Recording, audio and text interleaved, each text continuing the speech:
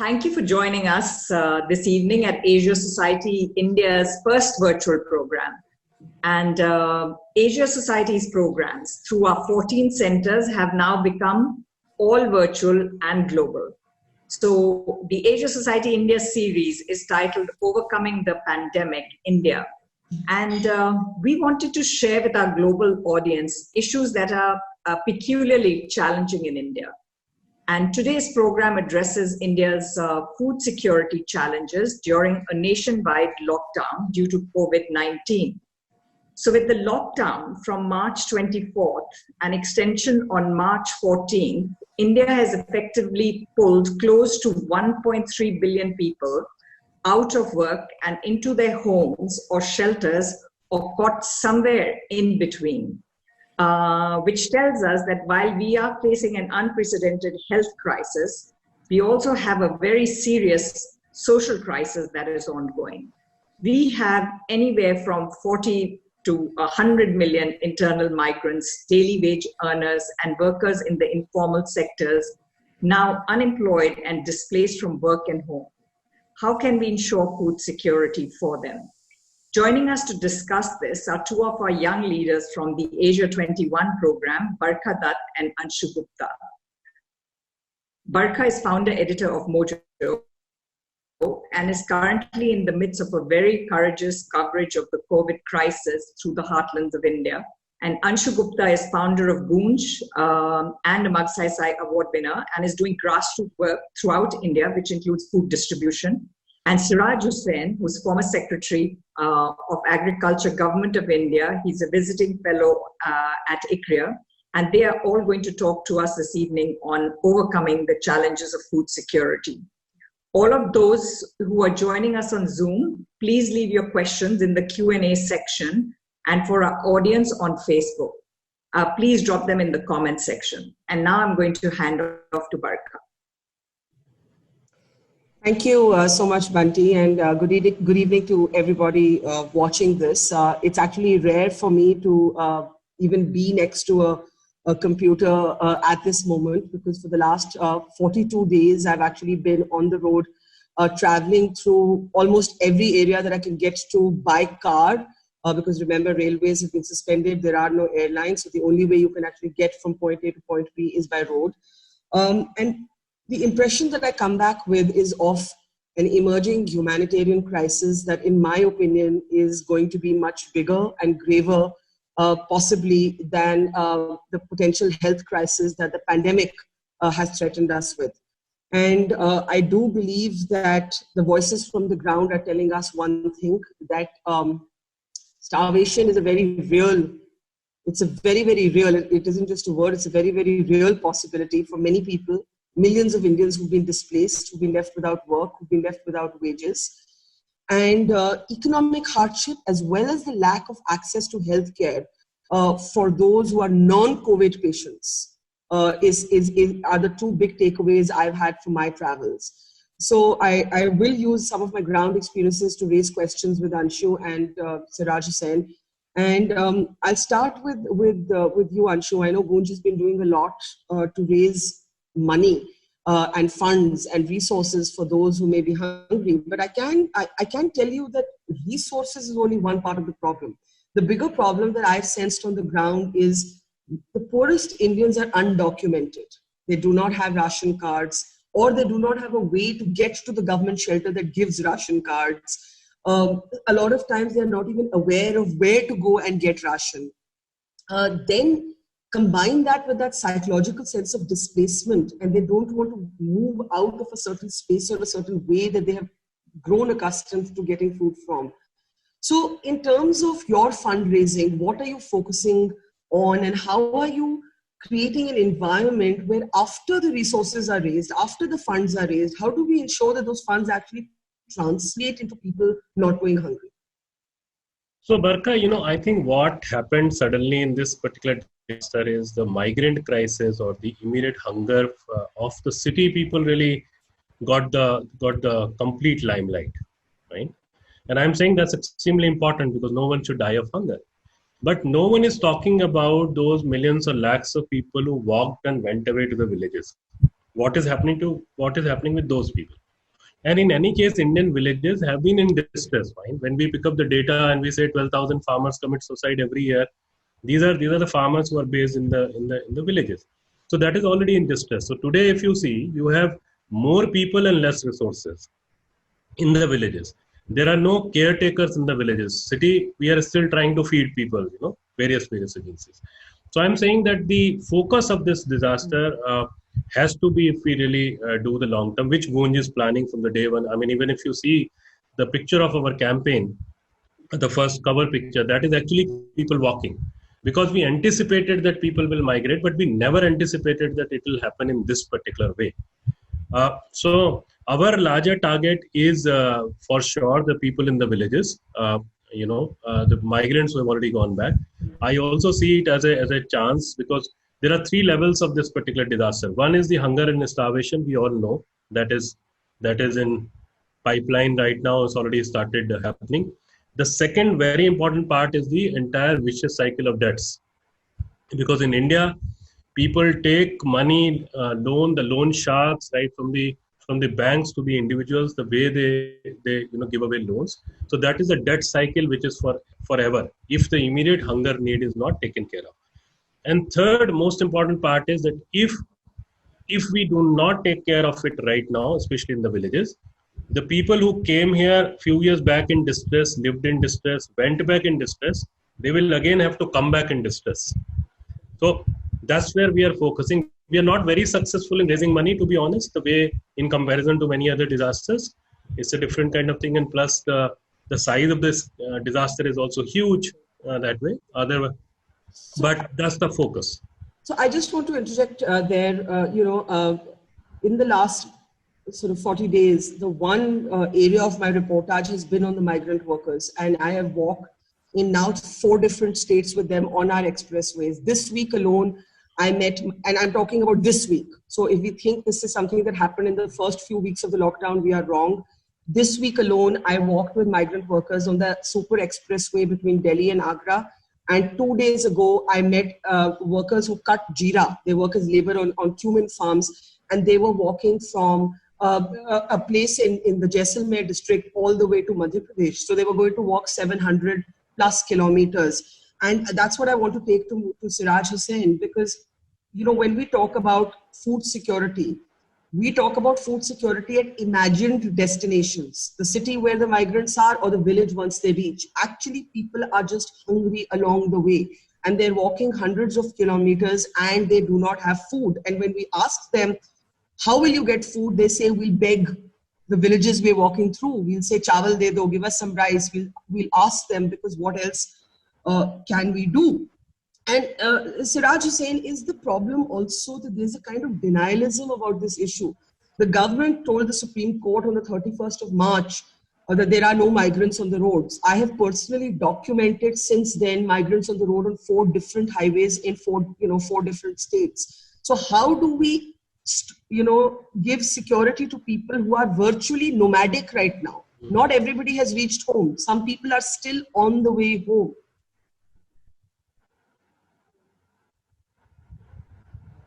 Actually, I fully agree with you that when the lockdown was announced on 24th of March, I do not think it was envisaged that so many people would prefer walking back to their homes. I do not know how deeply the plan was discussed with the ministers and secretaries in the government of India, but I am quite confident that this point would have come up, and the intensity and the sheer numbers would not have been anticipated. In fact, in the first week itself, we saw 2 senior officers of Delhi government being suspended because they allowed people to go to the ISBT bus station in Delhi. So I agree that this was totally unplanned and government was unprepared. And that is why, we had written an article with Mr. Ajit Ranade in which we had said that at least 1 crore people across the cities of India where these migrants are employed should be given cooked meals, at least during the period of lockdown. but somehow that did not happen. Yes. And the other problem is the idea of the ration card. Now, many state governments, Siraj Hussain, have on paper said you do not need a ration card. But if you actually go into these villages as we have, if you go into these settlements, what happens is that the place where you can get ration without a ration card is sometimes a few kilometers away. And, you know, in the lockdown, these are poor people. They're too scared of passing police barricades. They think they'll get beaten up. They're, you know, fearful of answering too many questions.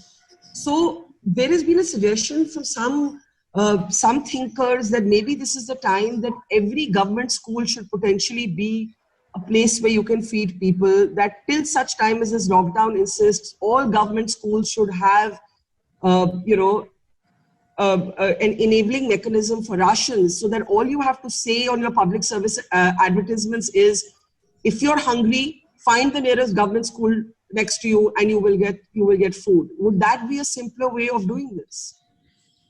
Actually, in the villages, many of the people who have migrated from cities would have their families, and the government took a correct decision in the very beginning to increase the allocation from 5 kilogram per person per month to 10 kilogram per person per month. However, there would be a lot of people who do not have ration cards, and therefore there could be two options for them. One option was to give them cooked food. I think that was possible for maybe 15-20 days, because the government is not equipped to do that. Only NGOs can handle that kind of number. The other alternative was to give them ration at some rate without a ration card. So I had suggested that it is very difficult to identify people. I had suggested that they should be charged only 50% of the minimum support price, instead of charging them 2 rupees and 3 rupees, because government would be uncomfortable at, very large number of people getting, perhaps some of them may not deserve 2 rupee wheat and 3 rupee rice. So I said, charge them only 50% of MSP. But I am not aware, Barkha, of the state governments who have passed instructions that anybody can collect ration. Only Chhattisgarh, as far as I know, there 95% people are covered under PDS. Out of the state's own budget. The state spent some 4,500 crores out of its own budget. But other states, I'm not aware. I know that UP had passed an order, but it was announced by the chief minister, but I have not seen the order yet. So in Delhi where I am, the chief minister estimated, their own estimation was that there are 10 lakh people without ration cards. This is their own data that I'm quoting. And many other states have, Chhattisgarh did something very interesting. Chhattisgarh actually, Bhupesh Baghel, the chief minister, was telling me they actually have left the rations with the sarpanch, with the panchayat. So the panchayat can then distribute it locally. But the point, Anshu, is that in the cities, this is a problem. Because, the fact is that panchayat system, one, in the cities or in urban villages is not as cohesive. That's the first point. And second point, the distances in the lockdown, which is virtually being enforced like a curfew, are a problem. And the third is the lack of dissemination. So, for example, I have met little children and I asked them, do you have 3 meals a day? And the children will say, well, when some NGO comes and distributes khana, we eat. And then I will say, aren't you aware? There is a government scheme that offers this, and they're just not aware. And I have seen this in state after state after state. So what do we do in this situation where there just isn't enough dissemination, point one. And point two, I think we're in denial that there are, you see, when any government balks at the suggestion of a starvation death, it's a very complex, Mr. Hussain will know this, it's a very complex nomenclature. So for example, I met the family of a migrant worker who sold his phone for 2,500 rupees. He then bought a fan for 500 rupees. He bought ration with some money, and then he gave the rest of the money to his wife, and he killed himself. He killed himself the next day. Now, to me, that's an economic distress triggered suicide. But the government will not recognize it as hunger. But the family will tell you, we were really worried about no food on the table. So nomenclatures, definitions, labels are such a problem right now.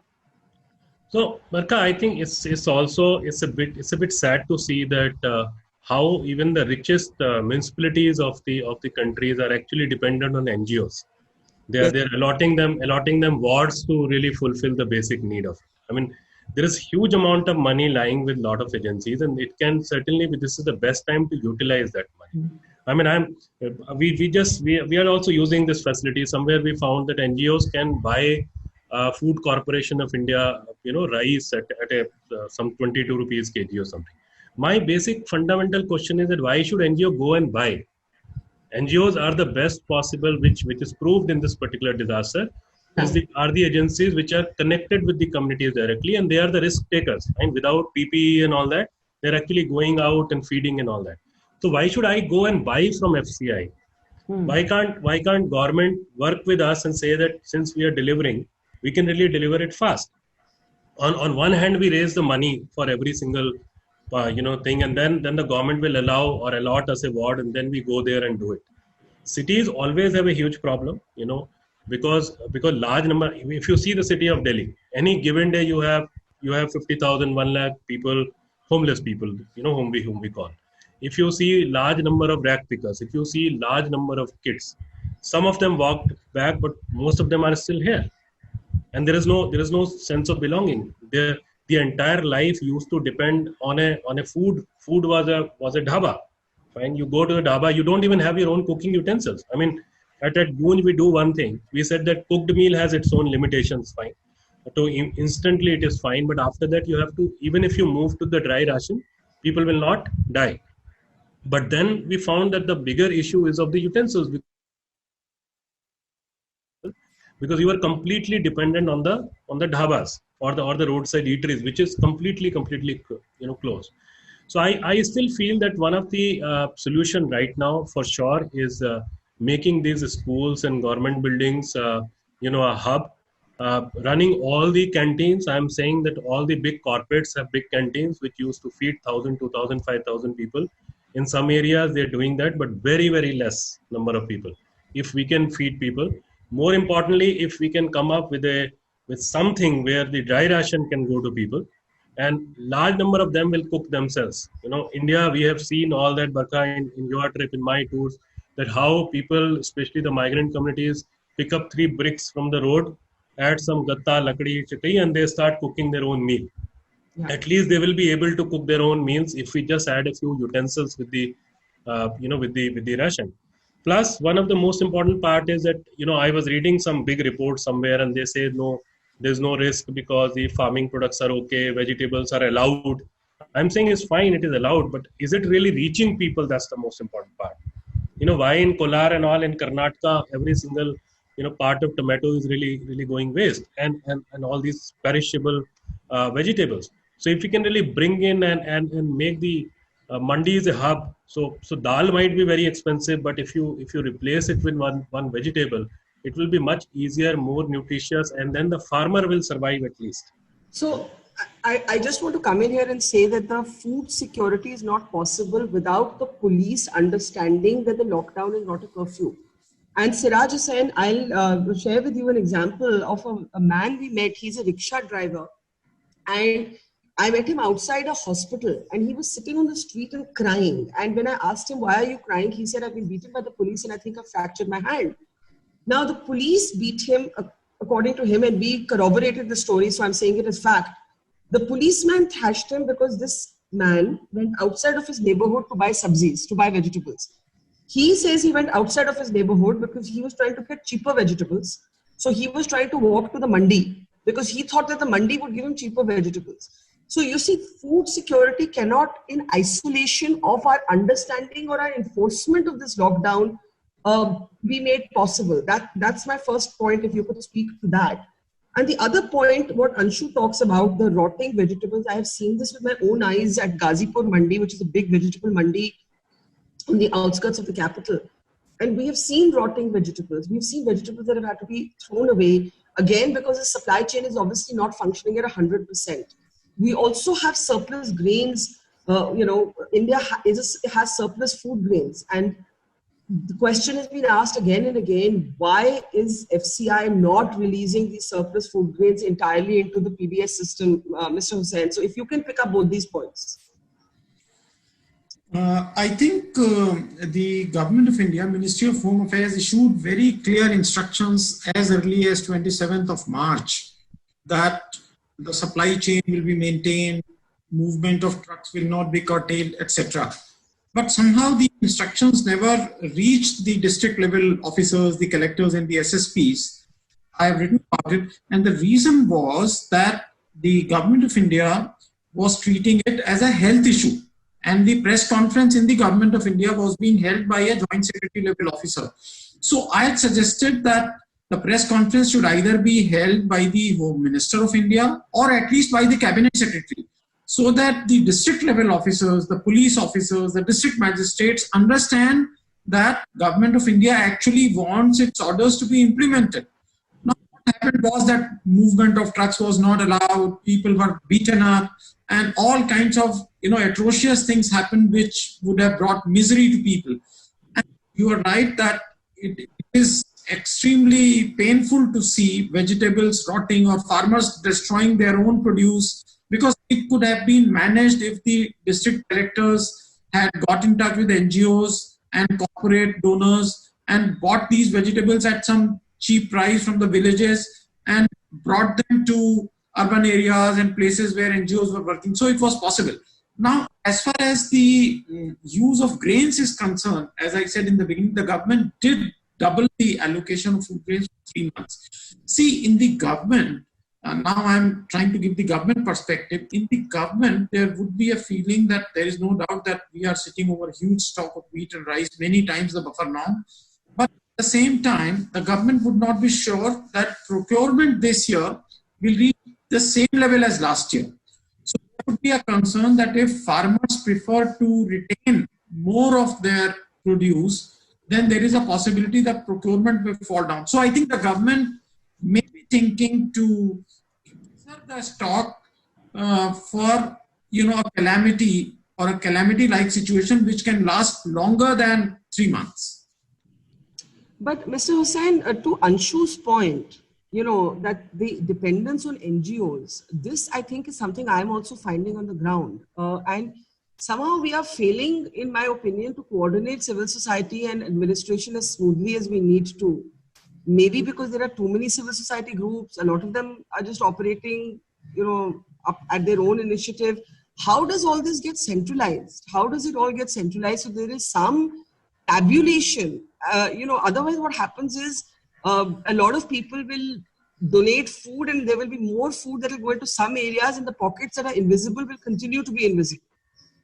Right. See, so I had suggested with Mr. Ajit Ranade that this government in 2014 had set up a portal in Niti Aayog, and the NGOs were asked to register on that portal. So we had said that let the government now at least trust the NGOs and use that portal, contact those NGOs and give them free rice. In fact, we had said that the NGOs should not be charged for that rice. Let NGOs use the money they raise for oil, for vegetable, for salt, for serving, transportation, etc. Let the government contribute by way of. So we had estimated that for feeding 1 crore people basically stuck in cities, we need about 70 to 75,000 tons of rice, which was not much. I fully agree that the initial, that this government was very distrustful of NGOs in the beginning. So now there is no alternative. The government, having been in the government for long years, I know that government cannot reach so many people. It is only the NGOs who have the workers on the ground who have a willingness to sacrifice and take risk, as Mr. Anshu said, they are going without any equipment or anything. So NGOs have to be used more aggressively if the lockdown has to continue. See, now we are reaching a stage where in most parts of India, I see that lockdown will be lifted. So in those parts, a different strategy will work.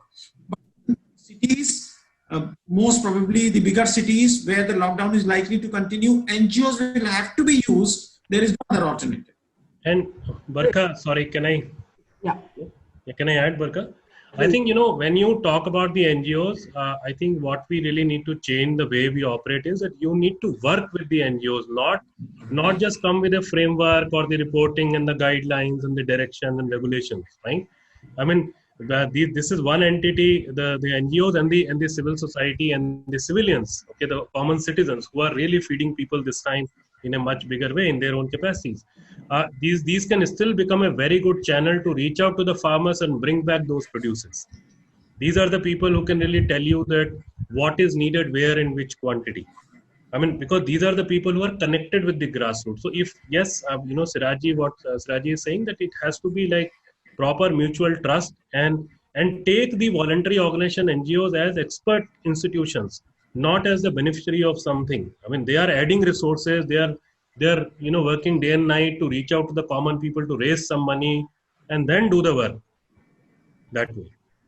But let's talk a little bit about a post-lockdown scenario, since we might well be looking at a kind of zonal or a partial lifting. At least I think that we can be confident of, that some areas will no longer have a lockdown, some areas may continue to remain in the red zone. What happens when there has been such a mass displacement of people, right? So you've suddenly had a kind of reverse migration that has taken place. And we don't know what will happen when the lockdown opens. Will the remaining migrant workers get up and go?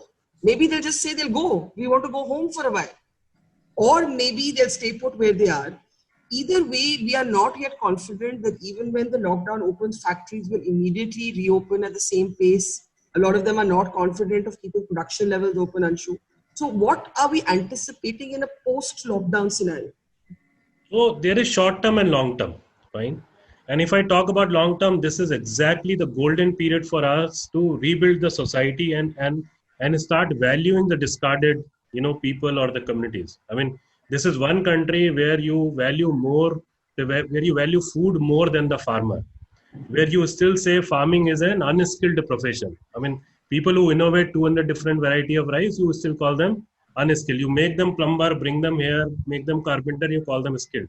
So one part is that if we start valuing the Indian villages, because in the last 1 month or so, what mattered for every single human being in this country and in this world is actually food. Wherever the food was secured, people were okay. And wherever the food was not secured, people were on road, were beaten up, were walking, whatever. That entire distress was of that. So it's high time that we understand that. It's high time that people who have already gone to the villages, we try to work, invest time, money, energy in the villages and stop them there, fine? Because all these economic theories that slums are the extension of the cities, which they are not, slums are the extension of the villages, this is proved now. That's why people went back. Or if you have to change the economic scenario of a country, the only way to do that is that bring that village people to the city. And my question has always been that the people who are already in the city, are they really doing well? And you are advocating more people to come here? No, right?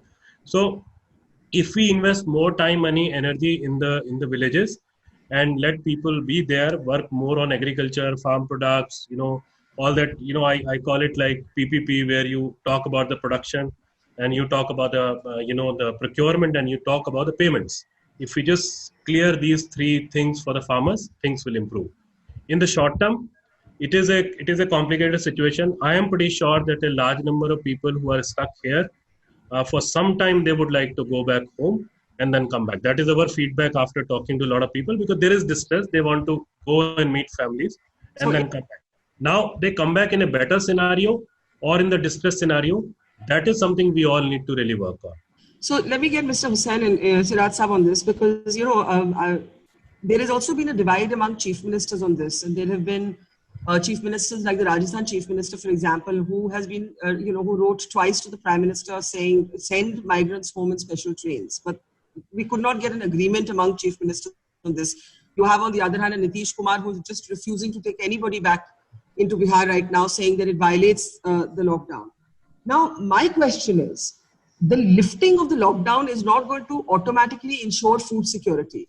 In fact, the lifting of the lockdown is going to create another period of chaos, because You are going to have entire communities sometimes between two places. When the lockdown lifts, you may see another wave of exodus of these workers who could not leave, who are somewhere in the middle and now definitely want to go home. And what happens if they don't come back to the city? In that case, if factories don't reopen, more people could be hungry or more people could be out of work. There could be layoffs. So we are looking at a very complex set of consequences that could emerge even, sir, when the lockdown is lifted. How do you look ahead at what's going to happen after the 3rd of May? I think there are two aspects to it. One is the aspect of availability of food. I think availability of food items of essential use is not going to be a problem. There is sufficient stock in the country. The problem will be the purchasing power. People will not have purchasing power. So for that, cash assistance will be needed. How much and how to deliver is a different question. Another thing, I think, I have been interacting with the food processing industry. So many of these industries have been running even during the period of lockdown at 30-40% capacity. Some units have been running at very high capacity. Also, like wheat flour mills, for example, they were not able to meet the demand. The demand was so high from urban areas for milled wheat flour. So what will happen is, in my view, that many people who have gone to the villages or who are in the villages will also come back, and a lot of people would like to go back depending on what the situation is. However, we will require labor for paddy transplantation in major paddy producing states like Punjab, Haryana, Western UP, etc. In some states, the paddy transplantation will be done by local labor. For example, Bihar will not have much of a problem. Odisha will not have much of a problem. Chhattisgarh will be okay. But Punjab, Haryana, you see, in Punjab and Haryana, the wheat harvesting could be done because mechanical harvesters are used. For paddy, you need people. So this is going to be a problem, but I would imagine that the government would already be discussing these things with the state governments and they will come out with a plan. Anshu, you said in the beginning that you were having problems. You hadn't raised as many funds as you would have liked. I'm saddened to hear that. Why do you think that that is the case? So one is the disaster is really, really huge, fine. And this is unlike any other disaster which used to happen in one particular geography and then the entire nation was there to support. And even from outside India were there to support. Now every single country is going through that particular phase. That's one of the biggest thing. Plus the need is much more, fine. Even in the, say like in our model, we used to collect a lot of material from people, okay. Even the food material used to come from individuals. So it was easy for people to give worth like 2,000, 3,000, 5,000 rupees of ration. But because of the nature of the disaster, the individuals are not coming to give that. So suddenly we are also forced to buy everything that way. So the demand is gone up and the supply is less, and plus a lot of money is going to the government funds also. A lot of foundations are working, and I'm again repeating that a lot of stress of people or foundation is the cities. And when you talk to these big institutions and corporates that you need more money for the people who have already walked. Fine. We don't want them to, walk back in the same way. A lot of people are not understanding that logic, that it's important to kill the mosquito instead of treating malaria. Fine. So let's go to the problem and talk about the dignity of people and talk about the hunger of problem. Because unfortunately, large number of people in this country still think that no one dies of hunger in the villages. Fine. These are also huge misconceptions. I want to say, if there's one thing I've learned in the last 42 days, it's that people not just die of hunger in the villages, they also die of hunger in the cities. There is poverty under our nose. I visited a village, or rather a part of a village today in Delhi, which can only be reached by boat. And I didn't even know it existed. And I've lived in the city all my life. So I think the one thing that this pandemic and the lockdown has done is wrench open our class divides. It has brought home the entrenched nature of our inequities. It has held a mirror to us and to our elitism, to the bubbles that we live in. So I think I mean, Jean Drèze and others are on record saying that starvation is a very real possibility. Now, before I open this for questions, I just want both of you to say, what do you think is the most pressing, one advice that you would give to the government to ensure that fewer people go hungry? Siraj Hussain, I'll start with you. My advice will be that if the lockdown is extended in cities, as it is likely to be, then government has to take care of the food requirement of people. And government cannot do it on its own. Therefore, government has to take active engagement of NGOs, provide them free rice so that cooked food can be served. And who would do, when you say they should take help with from NGOs, Siraj Hussain, is the problem what you said in the beginning, that we have been treating this as a health crisis, whereas actually what's happening is that this is a socio-economic humanitarian crisis?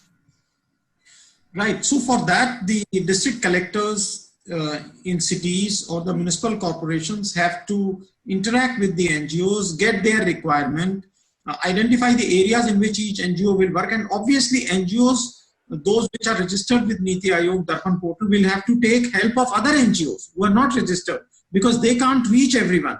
So there has to be a proper system, which I am sure the government can provide if it wants. Anshu?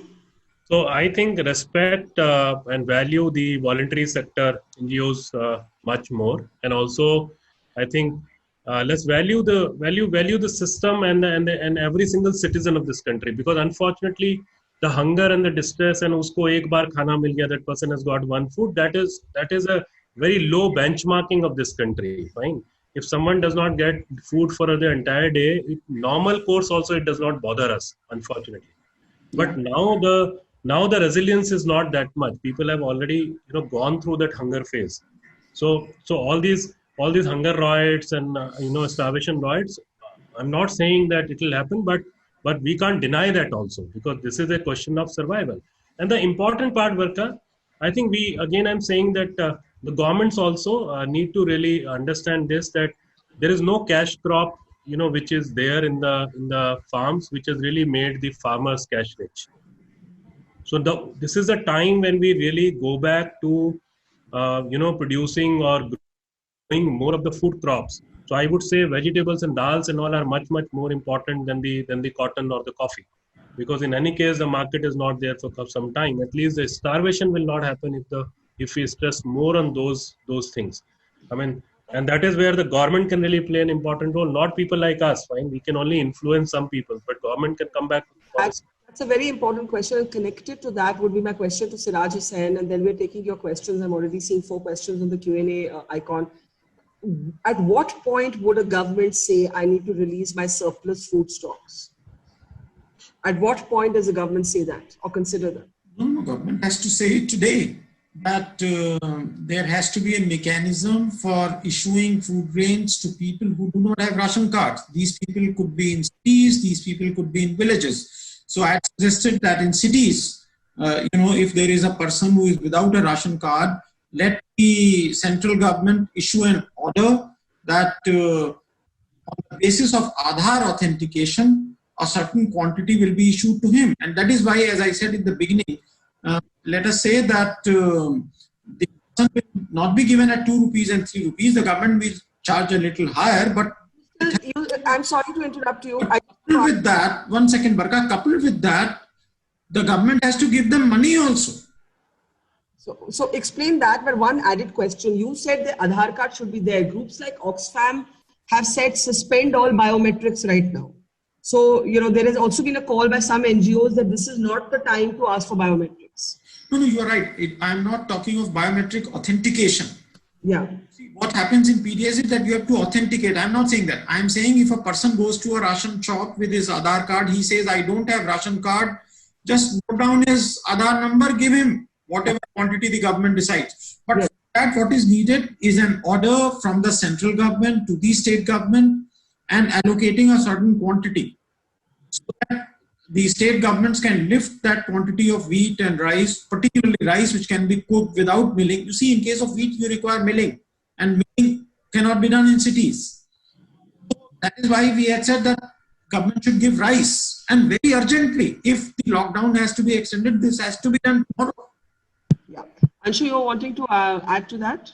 No, even without the extension of lockdown, fine, because lockdown is not a date. Lockdown is till the time people get back to their jobs and start earning. I mean, if we see the larger picture, so it's not a date which is announced by the government. So this is today, it has to happen today. We also need to understand that after all these different kind of authentication and the cards in the country, first voter card, then PAN card, then Aadhaar card, ration card, to some extent lost its proof as identification of the person. So most of the people never cared for that. It was never asked for.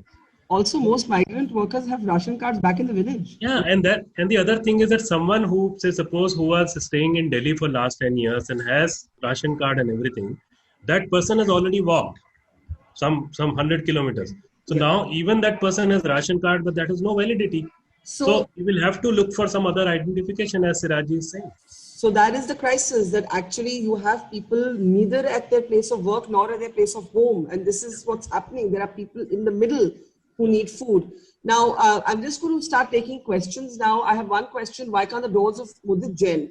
Mudit Jain, my question is, why can't the doors of Rashtrapati Bhavan, Prime Ministers and other Raj Bhavans be open to house migrant laborers in huge open grounds and makeshift camps? And why can't they be fed till the government is arranged to send them to their villages? So the other interesting thing is that there is a health dimension here. Actually, to put migrant workers in camps where there is no social distancing makes zero sense right now.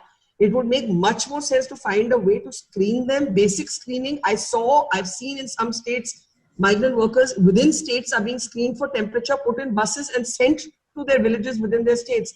What is the hesitation in doing this, Siraj Hussain? What do you think is the hesitation? I think there would be no hesitation. I mean, if I may say so, in some cases it would be incompetence of the local administration, because in many places I have also seen your reports and other reports that people have been housed nicely. In some place in Rajasthan, they even painted the house. So it depends on the local collector, and it is not very difficult to we don't have to take Rashtrapati Bhavan and Prime Minister's house for that. There is sufficient space available elsewhere if the government wants to do it. It's about dignity. It's about recognizing the dignity of these individuals. And I think that's where we have failed colossally as a country. I mean, I think that will remain the one blot on our conscience when this is all over. Narendra Karnani is saying to you, Anshu, I'm surprised to hear fundraising is an issue. Yeah, I've already explained it. I have explained it why. And, also because we also need to talk in proportion, because this time we have to talk about, we work in 25 states and union territories that way. So our work area is much more, our need of fund is much more. And most of the money is literally, we are literally like the middleman, you can say, we purchase it, we process it, pack it and give it to someone. There's nothing else which we can do right now. So that's why it's like a cash everywhere. Tanya Jairaj has a question. Why are states resisting the use of Aadhaar, which is much more universal today than ration cards as a basis to distribute ration? Also, most ration shops are short supplied. Siraj Hussain? There is no reason for ration shops to be in short supply, because the FCI has done a good job in transporting much higher quantity of food grains from surplus states to deficit states. But as I said in the beginning, when the lockdown was announced, 4th of March, then initially there were extreme restrictions on movement. So maybe in some places, the food grains could not reach the ration shops from the godowns. This problem has been eased to some extent, but surely there are variations across the states. Some states, the lifting is very good, distribution is very good. In some states like Bihar, as far as I know, it continues to be quite slow. Right. So if there is somewhere where you have ragi or bajra or whatever is ready in the field, if we really work on that and buy it locally and give it locally. I mean, at Gunj we are trying to do that. That can we really imagine for a day that we are not imagining the rice or the atta in the kit. And we say that can we just buy 200 kilos of tomato from a farmer and reach out 5 kg tomato, 3 kg tomato to each family there. So it has to be, when we work on the village level, if that can happen on the district level, on a block level, I would say these problems can be solved fast, and the farmers will also not get into that kind of losses. So two last questions. Saranya has a question. I think this is an important question. What could be the effect of panic buying post-lockdown? I think this is an important question because people are not going to be fully convinced that this lockdown may not happen again. So is there a danger of panic buying, of hoarding, of those who can stocking up? Anshu, do you want to take that? I mean, if people have estimated well in the last 1 month, how much can they consume? They should be a bit mindful, right? I mean, there is no point in storing 50 kg of rice in a home like ours, where we know that we can't consume more than 10-15 kg. So, but it will happen with the people who have money. It has happened in past. I mean, people have really even stored Coke and Pepsi to the level as if it will never open up. I think we should be very mindful about it. I think if one thing that this phase should have humbled us into is to be aware of our own elitism in our purchasing power and use it very sensitively. Razia has a question. We concentrate a lot on migrant workers, which is important, but what about other groups who are stuck? For example, students in hostels and states that are not their homes. Now, I have just come from Kota and I saw that there were 12,000 students just from Bihar. I don't think they're hungry. I don't think hunger is a problem.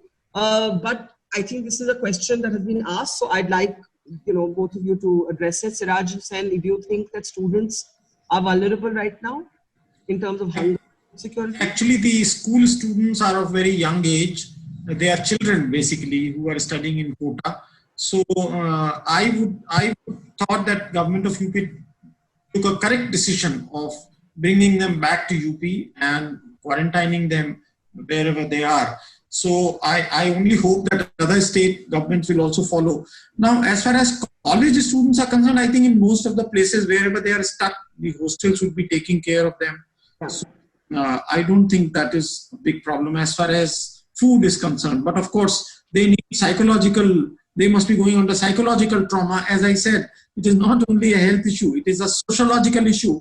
One issue which you have not discussed is the hate, which was spread by everyone, media and all that. No, that point. There are other vulnerable groups, Parka. I think Siraj Hussain's point about the virus of hate right now is a very important point, and it needs to be said, and it needs to be said out loud that if you're going to use this moment to smear an entire community, to judge the poor, to judge the minorities, then you're certainly going to add to the lack of social cohesion at this time.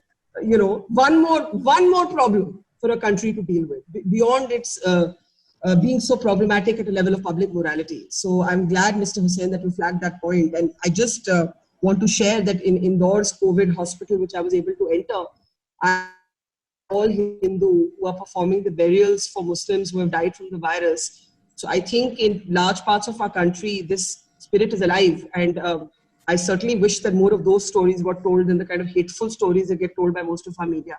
Kavita has a last question. Can states be encouraged to fast track the process of state warehouses to be registered with the Warehouse Development and Regulatory Authority to partially solve the logistics challenge and to store Rabi food grains and also facilitate e-trading and access to credit?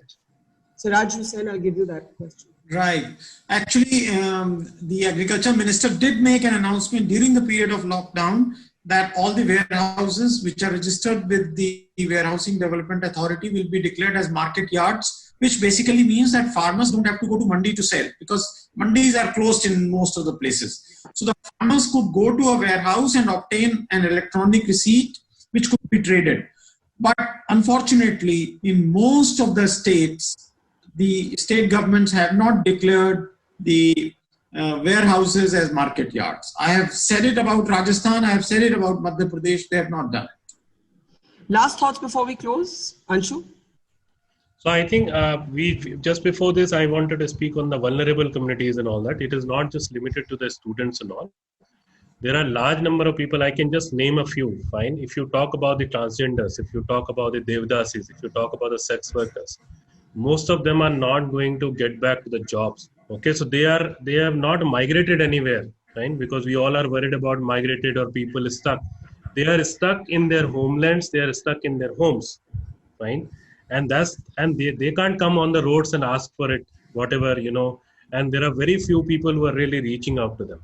So I think it's important for all of us to really come out of virus of hate for sure, because some people, unfortunately, they even decided which religion the virus comes from, which is such a terrible thing to happen at this particular moment, where all of us to stand together at a distance, but stand together. So I think it's extremely important that we extend our vision. We go deeper in this crisis of economy, largely, and go back to the land, or the farmers, or to the village people from where these migrants have unfortunately come. I am also migrated. Almost every leader ruling this country is migrated, but we are the privileged migrated people. Yeah. Just a quick add-on to that, Siraj Hussain. The problems may not end with the lifting of the lockdown, the economic problems. We are going to see possibly SMEs, small and medium enterprises, some of them will shut shop.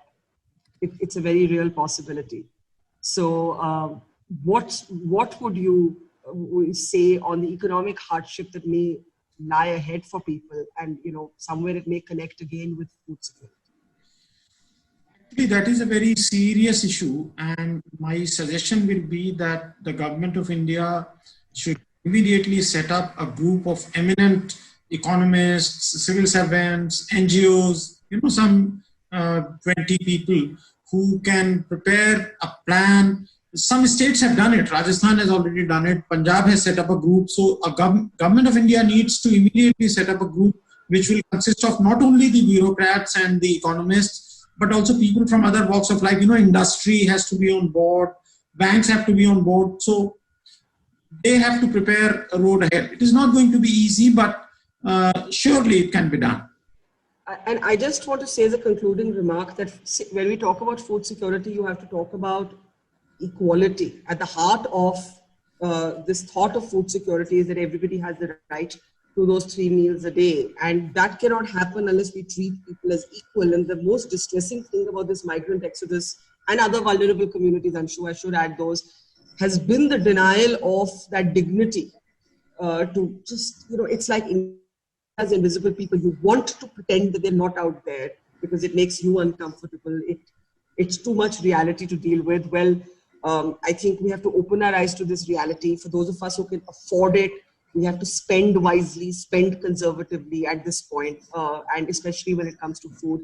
I will leave it there. I think it's exactly about 7 o'clock. Siraj Hussain and Anshu Gupta, Bunty, wherever you are, I think you'll come online maybe to wrap this up for us. Thank you so much, and to all our participants, thank you for being part of such an important conversation. Thank you, Barka. Thank you, Mr. Anshu. Bye.